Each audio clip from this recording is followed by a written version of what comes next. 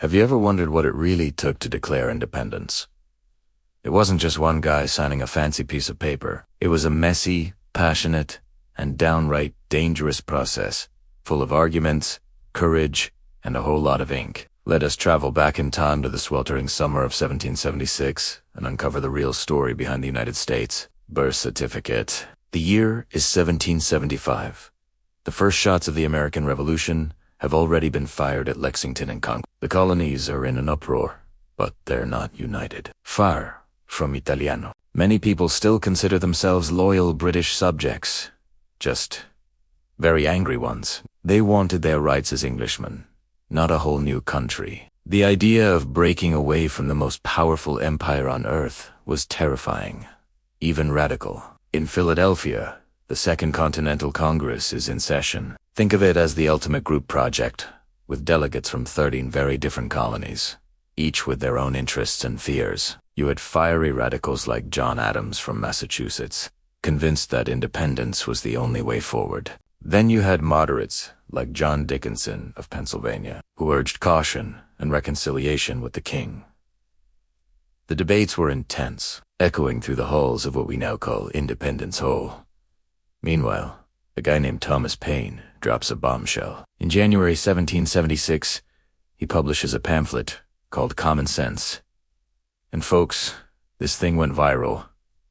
This year to Thursday century style. It was written not in fancy, legalistic language, but in plain English that everyone could understand. Paine didn't just argue against British policies. He attacked the very idea of a monarchy. He called King George III a royal brute and said it was absurd for a tiny island to rule a vast continent. Common sense spread like wildfire, convincing countless ordinary people that the time for debate was over. The time for independence was now. Paine's words lit a fire under the Continental Congress. Public opinion was shifting, and the delegates felt the pressure. On June 7, 1776, Virginia delegate Richard Henry Lee stood up and made a bold move. He proposed a resolution that these united colonies are, and of right ought to be, free and independent states. Boom. The words hung in the air. This was it. Treason.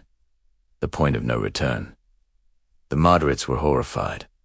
The radicals were thrilled. The debate exploded.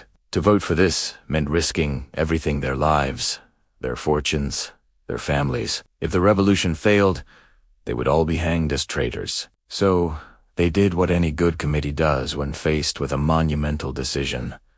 They delayed. They decided to postpone the final vote for a few weeks to allow delegates to get instructions from their home colonies. But they also did something incredibly smart. They formed a committee to draft a formal declaration, just in case the vote for independence passed. This committee of 5 included some of the biggest names in American history: John Adams, Benjamin Franklin, Roger Sherman, Robert Livingston, and a quiet, lanky, red-headed Virginian named Thomas Jefferson. Now, why Jefferson? He was only 33 years old, and not known for his public speaking. But he was known for his brilliant writing. As John Adams later recalled, he insisted Jefferson write the draft for a few reasons. 1. Jefferson was a Virginian, and Virginia's support was crucial. 2. Adams himself was considered obnoxious and unpopular by many, and he knew a document written by him might face more opposition. And 3. Adams simply admitted Jefferson was a 10 times better writer. So, Jefferson got to work. He rented a couple of rooms in a bricklayer's house, set up his portable writing desk, and began to draft the document that would change the world. He didn't invent these ideas out of thin air. He drew heavily from the Enlightenment thinkers he admired, especially John Locke, who wrote about natural rights to life, liberty, and property. Jefferson, with a poetic flourish, tweaked this into something even more inspiring: life, liberty, and the pursuit of happiness. He spent about 2 weeks writing, scratching out words, and rewriting passages. His goal was to create an expression of the American mind. He first listed the philosophical reasons for the separation, starting with those immortal words: "We hold these truths to be that all men are created equal, that they are endowed by their Creator with certain unalienable rights." This was the core argument. Governments don't give people rights. People are born with them. And governments exist only by the consent of the governed to protect those rights. Next, Jefferson compiled a long, detailed list of grievances against King George III. This was the evidence, the facts submitted to a candid world to prove that the king was a tyrant who had repeatedly abused his power. He listed everything from taxation without representation and cutting off trade to stationing troops in their homes and hiring foreign mercenaries to fight them. It was a powerful and damning indictment. When Jefferson finished his draft, he showed it to Franklin and Adams. They made a few small changes before the committee presented it to the full Congress on June 28th. And that's when the real editing began. For 2 full days, the delegates picked it apart, word by word, line by line. Jefferson sat silently, fuming, as his carefully crafted prose was debated and altered. He later called the edits mutilations. The most significant change was the removal of a long passage that condemned the slave trade and blamed King George III for it. This was a deeply hypocritical passage, coming from a slave owner like Jefferson, but its removal was a pragmatic and tragic compromise. South Carolina and Georgia, 2 colonies heavily reliant on slavery, refused to sign if the passage remained. The delegates, prioritizing unity above all else, agreed to cut it. The fight for independence had to come first. The fight over slavery would be left for future generations, with devastating consequences. Finally, on July 2nd, 1776, the moment of truth arrived. The Continental Congress voted on Richard Henry Lee's resolution for independence. 12 colonies voted yes. New York abstained, waiting for instructions. John Adams was ecstatic. He wrote to his wife Abigail that July 2nd would be the great American holiday, celebrated with parades and fireworks. He was off by 2 days.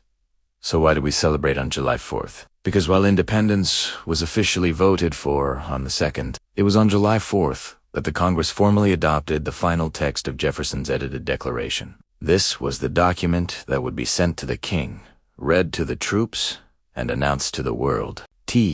Famous. Beautiful copy of the declaration that we see in the National Archives wasn't signed on July 4th.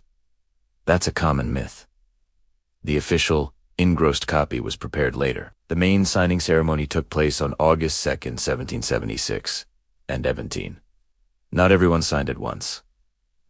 Some members signed even later. Imagine the feeling in that room on August 2nd as they stepped forward to sign their names. They were committing an act of treason. Benjamin Franklin reportedly quipped, "We must, indeed, all hang together, or, most assuredly, we shall all hang separately." The largest signature, right in the middle, belonged to John Hancock, the president of the Congress. Legend has it he wrote his name so large so that King George could read it without his spectacles. The Declaration of Independence wasn't a law. It didn't create a government. What it did was create a country. It was a bold announcement, a mission statement, and a promise. It declared to the world not just what America was against a tyrannical king, but what it was for: equality, liberty, and self-government. The road ahead was long and brutal. The Revolutionary War would rage for another 7 years. But the Declaration gave the American people a cause to fight for. It transformed a colonial rebellion into a revolution for a new kind of nation, one founded on an idea. That idea, that all men are created equal and have the right to pursue happiness, is still the core of the American dream. It was a radical promise in 1776, and it remains a promise we are still striving to live up to today. The story of the Declaration isn't just history. It's a constant reminder of the courage it takes to demand a better world. Thanks so much for watching. If you found this story as fascinating as I do, hit that like button and subscribe for more deep dives into history. See you next time.